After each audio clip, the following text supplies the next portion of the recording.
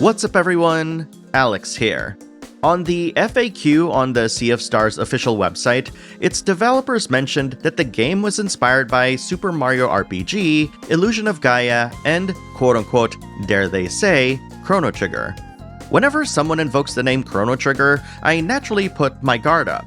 Chrono Trigger was one of those seminal games that's widely regarded as a timeless classic, and countless other RPGs who have invoked the name as part of their marketing efforts have led to much disappointment, with the resulting game failing to surpass the former's very high standards.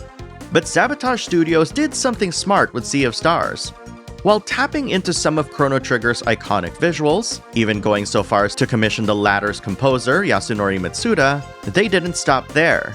What you get is a thoughtful, beautiful, and incredible adventure that takes you to lands beyond, and gives anyone nostalgic about the aforementioned games the feeling that they've unearthed a long-lost classic, one that has the advantage of employing modern technologies and sensibilities that only playing decades of JRPGs can reveal.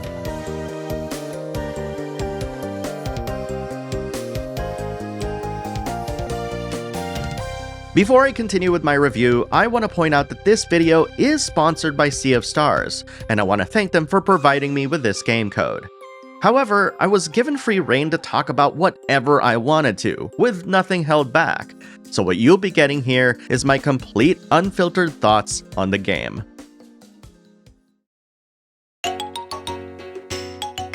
Set in the same world as The Messenger, Sea of Stars' story begins with two daring adventurers, Valere and Zale, as they take on a trial to become Solstice Warriors.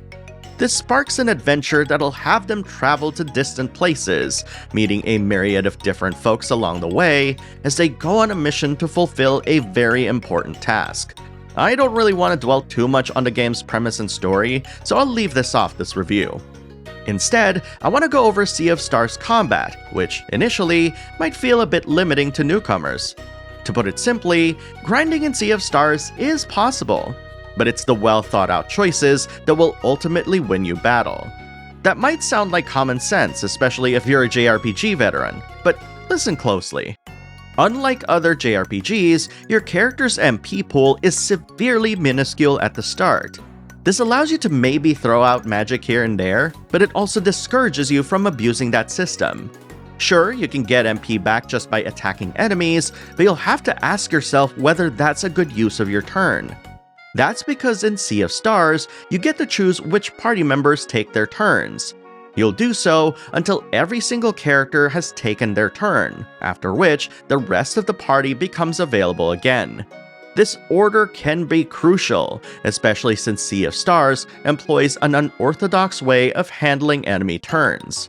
Instead of a traditional timeline, enemies will have a ticking clock next to them, indicating how many turns will need to pass in order for them to attack. Additionally, icons might show up that indicate the types of attacks that can cancel out their turn. This typically happens when enemies are winding up for a powerful attack, so interrupting this is a crucial part of combat. The items menu, a feature that's long been a staple in JRPGs, does exist in Sea of Stars. However, it is limited to 10 pieces of cooked meals. You can cook meals at campfires, but this too requires that the player be meticulous about what meals they should make, as the game won't let you stock up to replenish these meals. Framed this way, it might sound like Sea of Stars combat features some cumbersome limits. But in reality, the combat system is actually quite fun. That's because every single encounter is a big deal and requires some consideration. Let me ask you this. How many JRPGs have you played where you grinded for hours just by having the game remember where your cursor was, and you mashed the heck out of that confirm button just to plow through enemies quickly? You can't do that in Sea of Stars, as you'll find yourself defeated quickly with callous play. And like I said, you technically can grind in Sea of Stars, but the real joy of its combat lies in the thoughtful choices you make per turn. I've had some exhilarating battles where my entire party was on the brink of defeat, only to have one smart choice turn the entire battle around, enabling me to successfully defeat my opponent.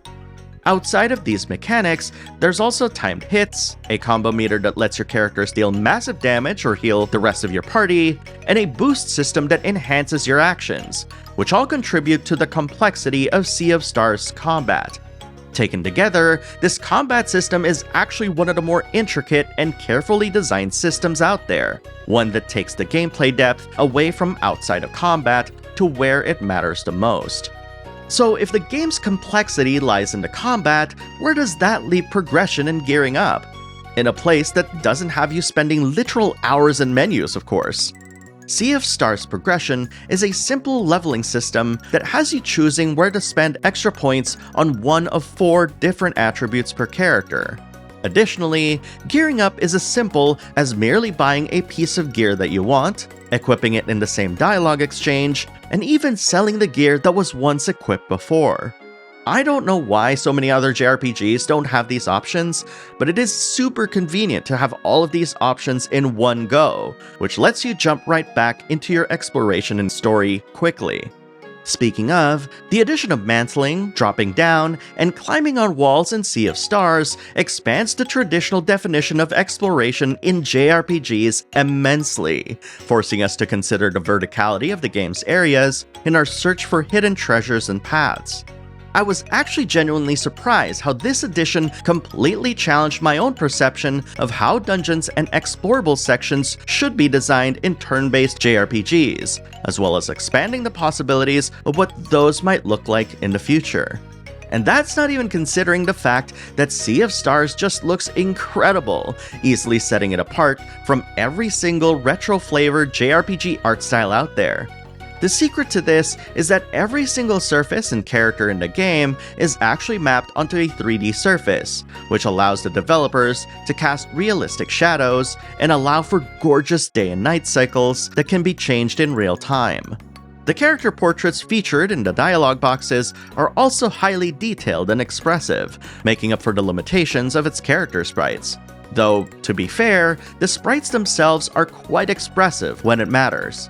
The soundtrack, which mostly features the work of Eric W. Brown, is filled with themes that I can only describe as informed by several decades worth of JRPG soundtracks, creating a tracklist that contains some rousing and emotional songs. And before anyone asks, no, there is no voice acting in Sea of Stars. But Eric's soundtrack manages to capture the emotion and intention of the moment without having to rely on such expensive additions. While I absolutely love the adventure that Sea of Stars took me, and trust me, it's one of the best ones of the year, what I love the most about the game is the camaraderie between the party members, more specifically, the first 3 party members you'll have. Valere, Zale, and Garl remind me so much of Alex, Luna, and Ramus from Lunar's Silver Star story. This trio of characters did so much to pull me into the world of Sea of Stars, enticing me to keep playing as I experienced their mischief, thoughtfulness, and appreciation of one another. This is, of course, despite the seemingly slow introduction sequence that built upon the relationships of these 3. Valere, Zale, and Garl serve as the foundation of everything in Sea of Stars for me. And when you start recruiting more members for your party, you'll realize that you'll have formed a fondness for these 3 just as much as I have. After a successfully funded Kickstarter campaign and agonizing years of wait, the release of Sea of Stars and the resulting response proves that Sabotage Studios is onto something here. By looking deep at the JRPGs released over the past few decades, they were able to honestly assess the established structures of the genre and create something that defiantly forges its own path. It's because of this thoughtful approach to its design, as well as a genuine passion for the classics, that Sea of Stars belongs in the pantheon of one of the best JRPGs of the year, and one that fans of the genre shouldn't pass up.